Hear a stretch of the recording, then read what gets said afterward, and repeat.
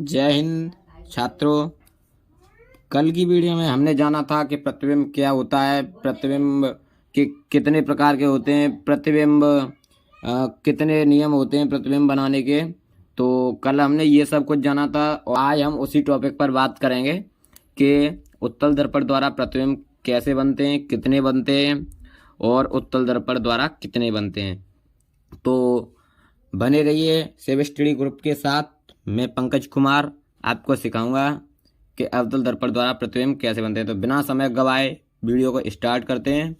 तो प्रथम यानी जो अवतल दर्पण द्वारा प्रतिबिंब बनते हैं वो 6 प्रतिबिंब बनते हैं और उत्तल दर्पण द्वारा हम बताएंगे आपको कितने बनते हैं। वैसे उत्तल दर्पण द्वारा 1 बनता है, लेकिन आगे हम आपको बताएंगे कि कैसे बनता है और कहाँ बनता है। तो आज हम इस वीडियो में सिखाएंगे कि जो प्रथम अब हम बता रहे हैं आपको प्रथम प्रतिबिंब कैसे बनता है। तो जब वस्तु शुरुआत से बता रहे हैं हम अवतल दर्पण द्वारा प्रतिबिंब का बनना, जब वस्तु अनंत पर रखी हो तब प्रतिबिंब कैसे बनेगा, कहाँ बनेगा और कैसा बनेगा, ये पूछा जाता है एग्जाम में। क्वेश्चन आएगा कि जब वस्तु अनंत पर रखी हो तो प्रतिबिंब कैसा बनेगा, कहाँ बनेगा। तो आज हम ये आपको बताएंगे। तो ये इसका स्ट्रक्चर है, कैसे प्रतिबिंब बनेगा मैं समझाऊंगा इसे। ये एक दर्पण लिया हमने, अवतल दर्पण लिया इसे। तो अवतल दर्पण लिया तो इसको नाम दिया M1, इसे दिया हमने M2। तो ये दर्पण बनाया हमने। सबसे पहले इसे हम दर्पण को बनाएंगे, फिर इसमें मुख्य अक्षी एक खींचेंगे। यहाँ पर उसे हम फोकस तल और ये ध्रुव और वक्रता केंद्र अपने हिसाब से लिखेंगे। और प्रथम जो हम बना रहे हैं, प्रथम दृष्टि जो होती है इसकी प्रथम प्रक्रिया बनने की प्रतिबिंब, वो है सबसे पहली किरण हमने डाली यानी फोकस तल से होकर दर्पण पर। फोकस तल से होकर अगर दर्पण पर किरण जाएगी तो हमने पिछली वीडियो में बताया था कि यदि कोई प्रकाश की किरण फोकस तल से होकर जाती है तो परावर्तन के पश्चात मुख्य अक्ष के समांतर हो जाती है। ये फोकस तल से डाली और ये मुख्य अक्ष के समांतर हो गई। समझ में आया। तो अगर हम किसी दर्पण द्वारा प्रतिबिंब बनाते हैं तो 2 किरणों की आवश्यकता पड़ती है, यानी 2 तरह की किरणों की आवश्यकता पड़ती है, तब प्रतिबिंब बनता है। तो ये हमने किरण डाली और ये परावर्तन के पश्चात मुख्य अक्ष के समांतर हो गई। और दूसरी किरण जो हम डालेंगे वो डाली हमने वक्रता केंद्र C से होकर। ये वक्रता केंद्र C है, यहाँ से डाली और ये परावर्तन के पश्चात उसी मार्ग से वापस लौट गई। तो इसने जो काटा वो हमने बताया था जो दूसरा बिंदु होता है वो पहले बिंदु का प्रतिबिंब होता है। तो ये यहाँ पर F है, इसने F की सीध यानी F के बराबर पर काटा। ये थोड़ा टेढ़ा हो गया है, चित्र बनाने में ये गड़बड़ हो गई है थोड़ी सी। तो ये F पर जो इसका प्रतिबिंब बनेगा वो अनंत पर रखी वस्तु का जो प्रतिबिंब बनेगा वो फोकस तल पर बनेगा। और वस्तु अनंत पर रखी है, उसका कोई आकार नहीं है, वस्तु हमको अनंत पर दिखाई देती नहीं है। आया स्टूडेंट्स समझ में। तो ये वस्तु रखी है कोई, यहाँ आपको दिखेगी नहीं क्योंकि ये अनंत पर रखी है का। तो जो प्रतिबिंब बनेगा वो प्रतिबिंब फोकस तल पर बनेगा और वस्तु हमको मालूम नहीं कितनी बड़ी है, तो वस्तु से ये छोटा बनेगा और उल्टा बनेगा। इधर अगर बनता ऊपर की तरफ तो वास्तविक बनता, मतलब वास्तविक आभासी बनता है इधर की तरफ, और इधर बन रहा है तो वो वास्तविक बन रहा है। और ऊपर बनता तो सीधा होता और नीचे बन रहा है तो उल्टा बन रहा है।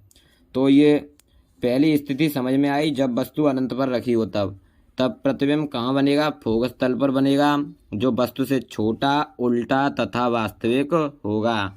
ये इसकी पहली कंडीशन है। अब हम सेकंड कंडीशन की बात करेंगे कि सेकंड कंडीशन क्या होती है इसकी। अवतल दर्पण द्वारा प्रतिबिंब बनने की दूसरी स्थिति क्या है, जब वस्तु अनंत तथा वक्रता केंद्र C के मध्य रखी हो। यानी इधर अनंत है और ये C है, इसके मध्य रखी हो, बीच में रखी हो, मतलब अनंत और वक्रता केंद्र के बीच में हम कहीं भी रख सकते हैं। तो ये O डैश जो वस्तु का नाम दे दिया हमने, O डैश वस्तु का नाम है। और यहाँ से प्रतिबिंब यानी वस्तु पर पहली किरण पड़ी जो है, यानी O डैश से मुख्य अक्ष के समांतर किरण पड़ी एक दर्पण पर, और जो दर्पण से परावर्तित होकर मुख्य अक्ष के यानी मुख्य अक्ष के समांतर थी जो किरण, वो फोकस तल से होकर चली गई, यहाँ फोकस तल से होकर जा रही है ये। और दूसरी किरण हमने वक्रता केंद्र सी से डाली जो उसी माध्यम में वापस लौट गई, और जो ये वस्तु थी वो इधर को आ गई है, इसलिए ये प्रतिबिंब सी और एफ यानी वक्रता केंद्र और फोकस तल के मध्य बना। आई डैश के इस प्रतिबिंब को नाम दे दिया हमने। इसमें ओ का प्रतिबिंब आई है और ओ डैश का प्रतिबिंब आई डैश है, ये हमको ध्यान रखना है। और अब इसमें वस्तु ये और ये प्रतिबिंब, तो इसमें प्रतिबिंब बड़ा है या वस्तु बड़ी है, ये आपको डिसीजन करना है और कमेंट में लिखना है। तो मैं बता रहा हूँ आपको, प्रतिबिंब एफ और सी के मध्य बना, जो वस्तु से छोटा बना है और उल्टा बना है तथा वास्तविक बना है। ये आपकी दूसरी कंडीशन है, क्लियर होगी। आपको पूछा जाएगा कि जब वस्तु अनंत तथा वक्रता केंद्र के मध्य रखी हो तब प्रतिबिंब यानी तब प्रकृति बताइए उसकी।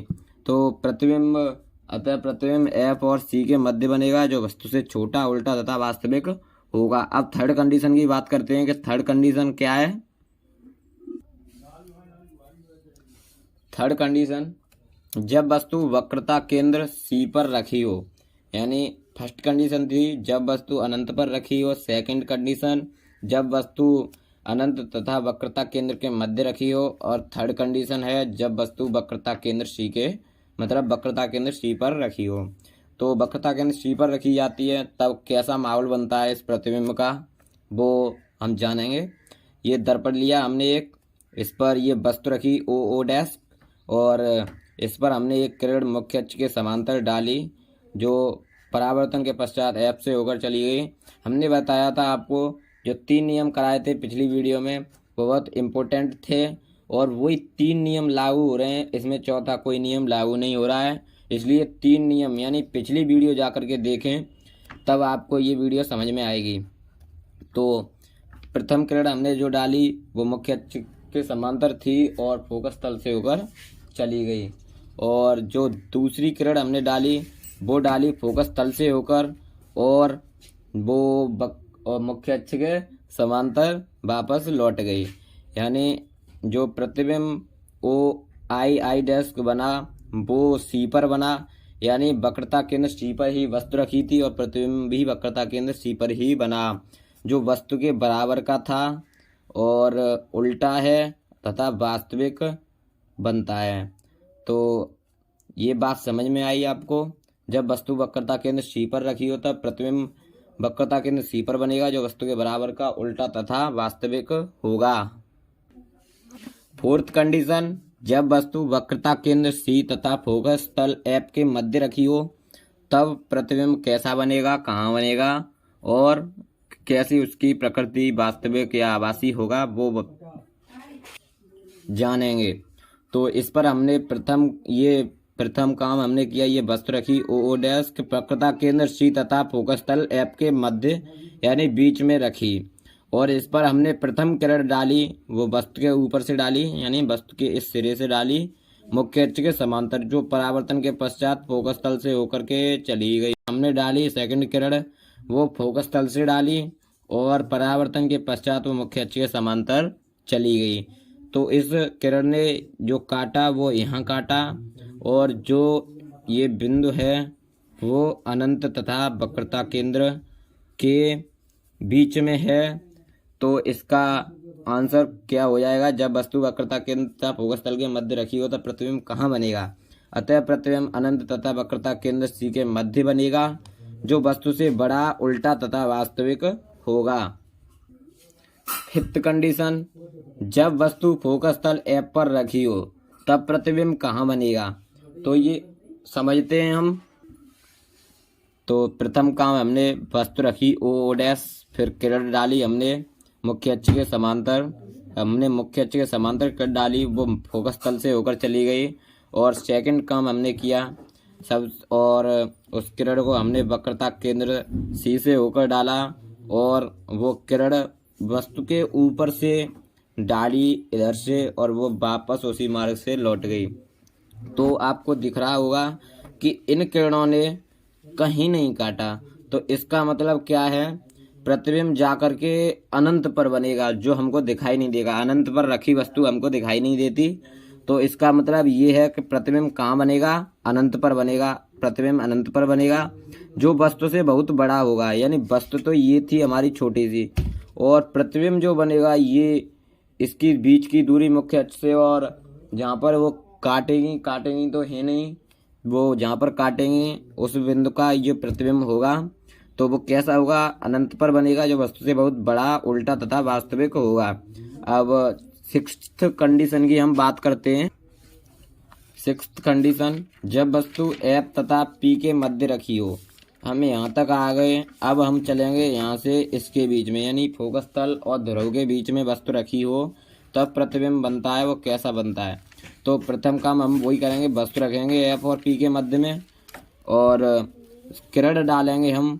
वो प्रथम किरण हमने डाली, वो ये है प्रथम जो किरण हमने डाली, वो वक्रता केंद्र सी से डाली, वो यहाँ तक गई और यहाँ से वापस उसी मार्ग से लौट आई।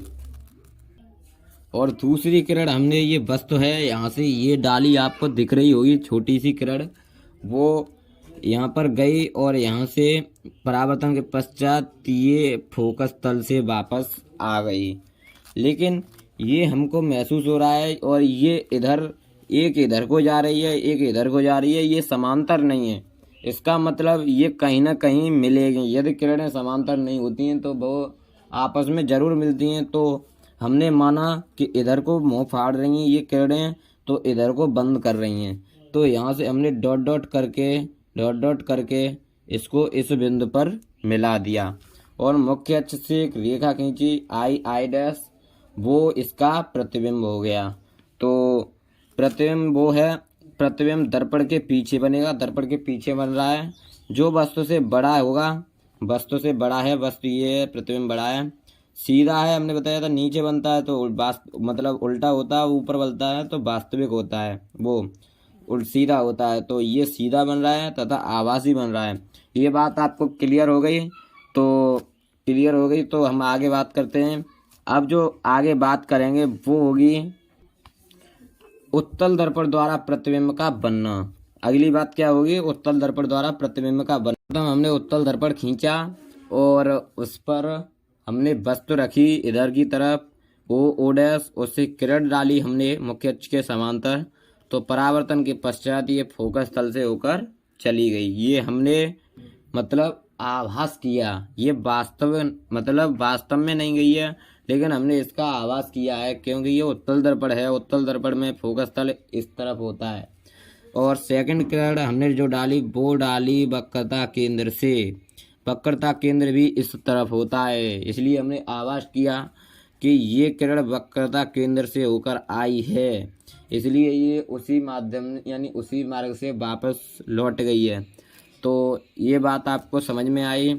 तो ये किरणें कहाँ काट रही हैं, ये फोकस तल से होकर आई है, ये वक्रता केंद्र से ये यहाँ पर काट रही हैं। तो ये यहाँ पर हमने लाइन बना के ये इसे जोड़ दिया और ये आई और ये आई डैश नाम दे दिया इसे। ओ का प्रतिबिंब आई और ओ डैश का प्रतिबिंब आई डैश। समझ में आया?